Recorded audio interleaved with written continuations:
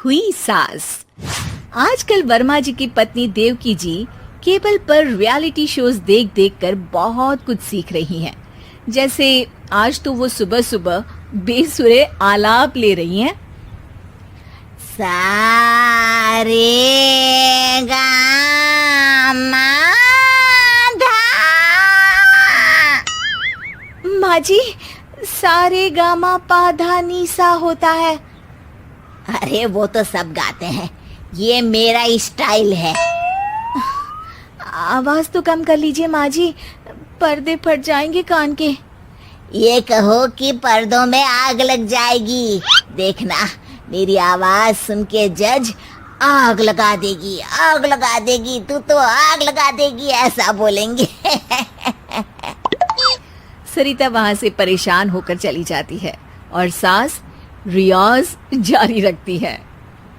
सारे गाओ, सारे नाचो। तभी बाबूजी दुकान से लौटते हैं। अरे देवकी, क्यों तानसेन बनी हुई है? कान से खून निकालोगी क्या? अरे क्या हुआ, रियाज तो करने दो मुझे। इसको रियाज बोलते हैं? ऐसा लग रहा है जैसे घोड़े हिना रहा है। घोड़े पे बैठ के ही बम्बई जाऊंगी मैं तो, जब जज साहब कहेंगे कि देवकी तुम मुंबई आ रही हो।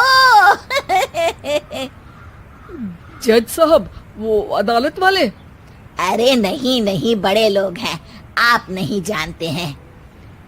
ओ मैं तो छोड़ चली अपना ये देश, बम्बई मुझे प्यारा लगे। गाना गाती हुई देवकी चली जाती है और बाबूजी अपनी सरफिरी पत्नी के इस संगीत प्रेम की चर्चा करने बहू के पास चले जाते हैं। अरे सरिता बेटा, सुनो तो, ये तेरी सास को क्या हुआ है बेटा? सुबह तो अच्छा भला छोड़कर गया था इसे। सिंगर बनेगी अब वो। सिंगिंग रियलिटी शो में जाने की सुबह से तैयारियां चल रही हैं इनकी। हाँ, अब तो कोयल के सुर मेंढक छेड़ेगा। हे भगवान, सद्बुद्धि दो इसे। इधर बाबूजी भगवान को कहते हैं और उधर राधा रानी प्रकट हो जाती है, देवकी की मोहल्ले की सबसे पक्की दोस्त। क्यों री देवकी, काहे इतना गला फाड़ रही है? कोई चीखने चिल्लाने का कंपटीशन है क्या? अरे ये देख, नया सिंगिंग शो, मैं भी गाऊंगी, हिंदुस्तान के दिलों की धड़कन बनूंगी। अरे इतना बेसुरा गा के दिलों की धड़कन नहीं, दिलों का अटैक बन जाएगी। इससे तो अच्छा है कि नाच ही ले। वैसे भी दिन भर मोहल्ले में नाचती तो रहती है तू, कभी इसके घर कभी उसके घर। देवकी को समझ में आ जाता है कि उसका गाना किसी को पसंद नहीं आ रहा। अगले दिन सरिता देखती है कि सास पैरों में घुंघरू बांध के नाच रही है। अरे माँ जी, क्या मंजुलिका बनी हुई है आज आप? अरे नाचने दे बहू, जब तक है जान जाने जहां मैं नाचूंगी। अरे माँ जी, अभी जान निकल जाएगी इतनी जोर से नाचेंगी तो। अरे अरे क्या कर रही हो? अरे दिख नहीं रहा, डांस कर रही हूँ। अरे जैसी तुम्हारी हरकत है, तुमको तो नागिन डांस करना चाहिए। वो भी करूंगी, भांगड़ा भी करूंगी। देखना, जज मुझे देख के स्टैंडिंग ओवेशन देंगे। हाँ, स्टैंडिंग ओवेशन तो देंगे ही, ताकि खड़े होकर वहां से भाग सके तुम्हारा डांस देखकर। अरे कुछ ढंग की चीज करो, ये रोज क्या नया शुरू कर देती हो? सास को लगता है कि उसका डांस का सीन भी बिगड़ गया। अब वो टीवी देख के कोई और कलाकारी ढूंढने लगती है। तभी उसे टीवी पर खतरों के खतरनाक खिलाड़ी शो दिखता है, जिसमें लोग अलग अलग स्टंट करते हैं। बस देवकी को नया काम मिल जाता है। अगले दिन सुबह देवकी डंबल लेकर कसरत करने लगती है। माँ जी, ये क्या कर रहे हैं आप? अरे खली जैसे बनकर खलबली मचा दूंगी। कल मैंने खतरों के खतरनाक खिलाड़ी देखा और सोच लिया कि मुझे वही जाना है। हाँ बस।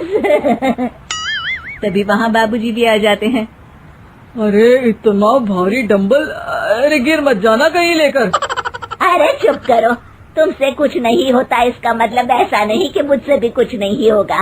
मैं तो खतरों के खतरनाक खिलाड़ी में जाने वाली हूँ। हाँ, मैं तो इस शो में तभी गया था जब तुमसे शादी हुई थी। तुमसे शादी करना भी खतरों के खतरनाक खिलाड़ी में जाने से कम थोड़ी ना। अब चुप भी रहिए। अरे बहू, वो भारी वाला डंबल उठाकर ला तो।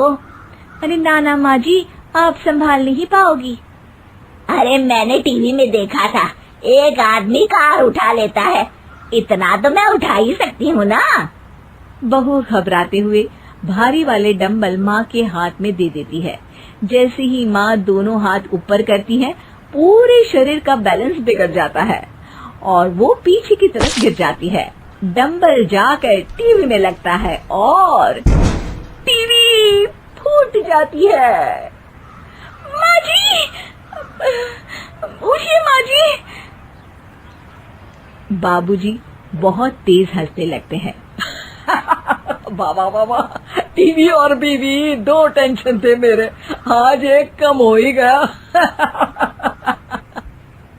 बहू भी सास को उठाते उठाते इस बात पर ताली बजाकर हंसने लगती है और देवकी फिर से गिर जाती है।